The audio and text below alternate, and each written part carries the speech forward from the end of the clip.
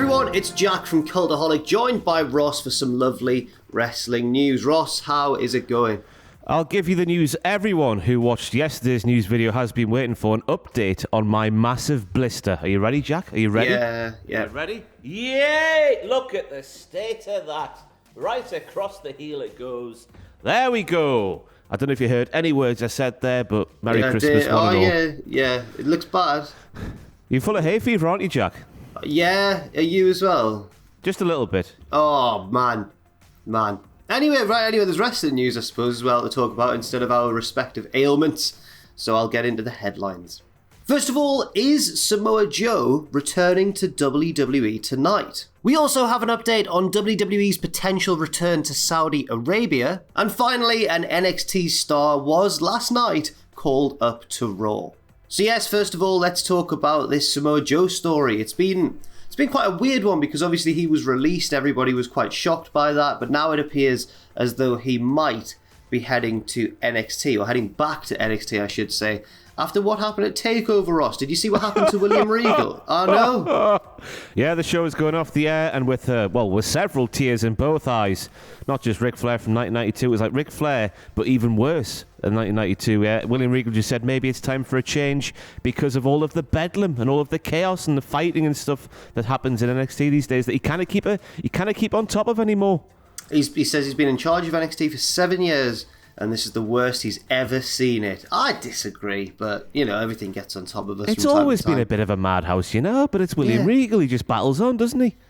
Well, maybe not anymore, maybe not for much longer, because, numerous sources have said that Samoa Joe is set to return to WWE as the new NXT authority figure, which, of course, could well happen tonight because it's NXT. As noted by Fightful, they said last week that Triple H was a major reason for wanting Joe back on NXT, and apparently wanted him almost immediately upon hearing of his initial release. Joe was apparently at the Performance Center last Tuesday speaking with officials, one of them being Triple H, and it all seems to be lined up in place. Apparently also, Joe is not the only recently released name that NXT wanted to bring back into the fold. So it definitely seems like there's a big disconnect between what the main roster want and what NXT want. This is a massive example of it, isn't it, with Samoa Joe going back to NXT, because obviously Triple H has worked with them before, and Triple H presumably knows more about him. But then again, you got to think about maybe there's a chance that we've heard about all these injuries that Samoa Joe has had over the last little while. Well, when he was still wrestling, the sort of latter part of his in-ring tenure for WWE. Maybe his talent contract, like his in-ring talent contract, came to an end, and WWE couldn't get him back in the ring because of physical reasons and all that stuff. So maybe he's getting hired on a non-wrestling contract in NXT, which, is a detail we might learn about in the coming weeks. I just hope that William Regal stays on air and hires... Oh, and get on me Twitter, will you, Bonnie lad, and get that picture that I photoshopped yesterday. I hope it's like Michael Scott and Dwight K. Schrute with Samoa Joe being the assistant to the regional general manager, which is William Regal. I would very much enjoy that as well. Yeah. I feel like if this is true, and if we do see Samoa Joe as the new authority figure, one, like as you're saying, I hope they both somehow do it because Regal's fantastic. But secondly, I've really got no doubt that Samoa Joe would be fantastic in that role.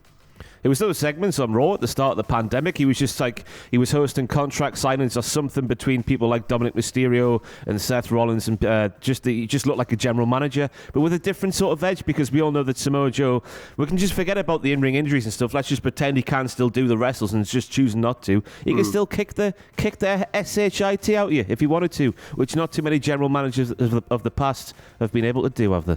No, not at all. And it does make a lot of sense as well. Moving on now, though, to the main roster. As you pointed out, to the surprise of many of us who kind of forgot, it's Hell in a Cell this weekend. It's crept up very, very fast, actually. Yeah, well, we forgot about pictures. We're going to do those today. We are. It's going to be a great laugh. But Hell in a Cell is right on the horizon, and a match was added to that show last night. So Raw opened with a bit of a cold open.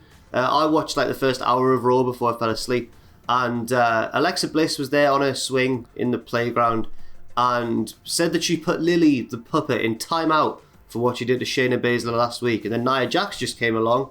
She can just freely enter the playground whenever she wants, and said, Shayna says she'll see you at Hell in a Cell. She didn't say inside of Hell in a Cell, though, but it sounds like there's going to be a singles match between Bliss and Shayna Baszler. And not only that, but I think it's probably going to have... Well, now, is it going to have a stipulation, or they just have singles matches with Bliss, but spooky stuff just happens, doesn't it? It sounds like a cinematic affair. I'm going to sneeze in a second. It sounds like a cinematic affair. It does. Elephant. Sorry, hay fever season is ripe here in Newcastle upon Tyne. But it does sound like cinematic stuff could be happening here. Because was Shayna not on the show at all last night?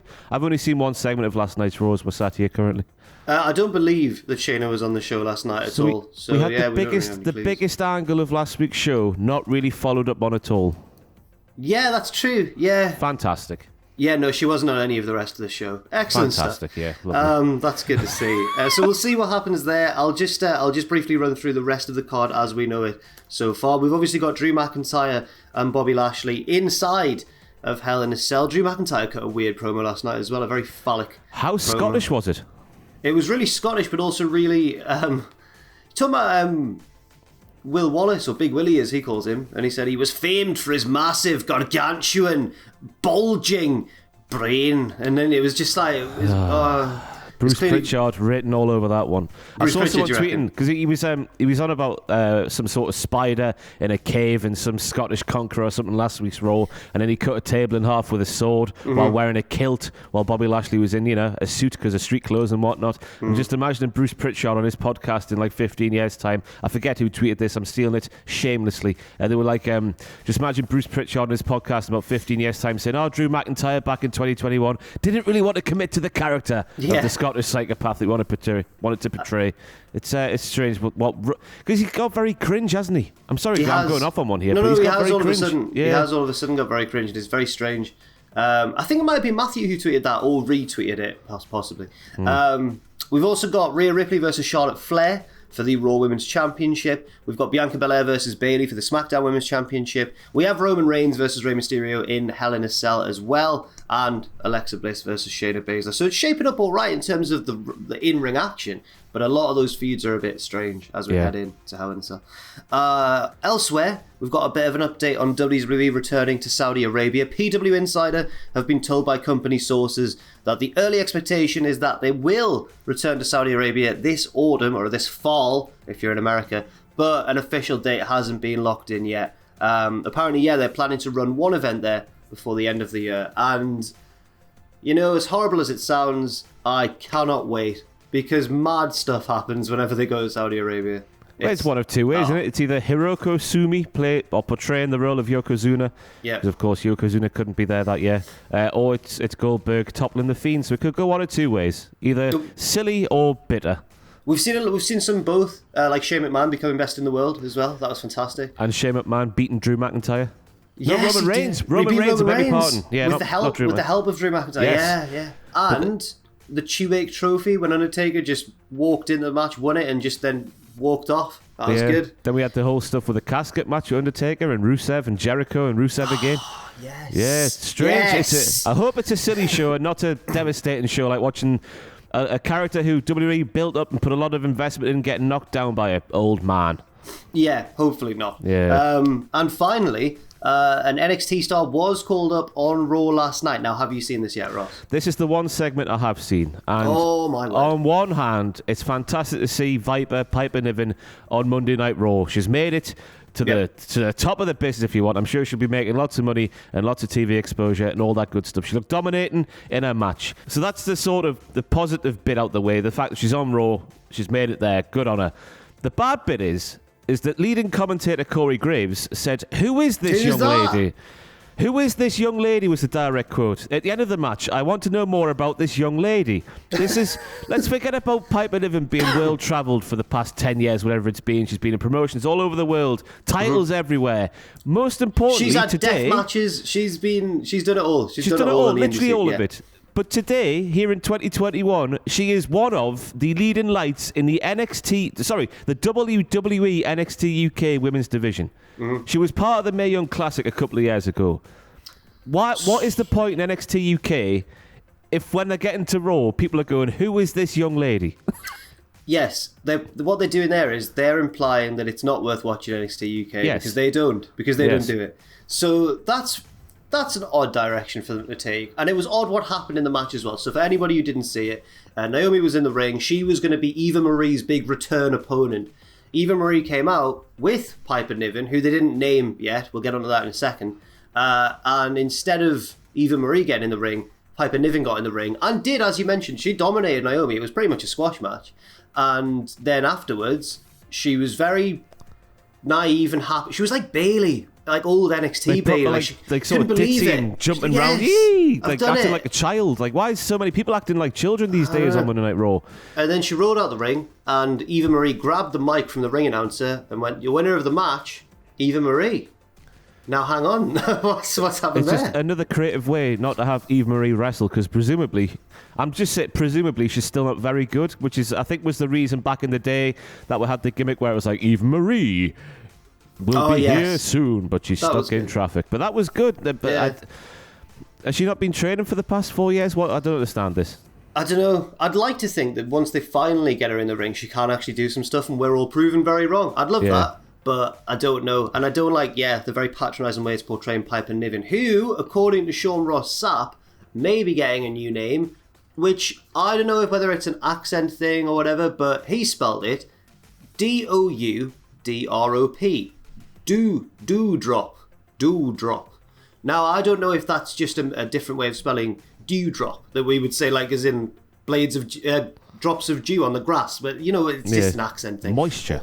Or is it some reference I'm just completely missing? Because I saw people saying that sounds like a rejected name for a Pokemon. Like, people just didn't understand it at all, and I don't either, to be honest. Apparently, it was it baseball slang back in the 1800s or something for a slow bowl, whatever they do when they throw it. Oh, pitch. Yeah, pitch, a slow pitch. Well, that's not very flattering, is it? I hope they sort it out anyway. But yes, Ross, is there enough news currently for another news video later on today? I reckon there probably is. Oh, fantastic scenes. Well, thank you very much for watching, everybody. And thank you, Ross, for doing it with me.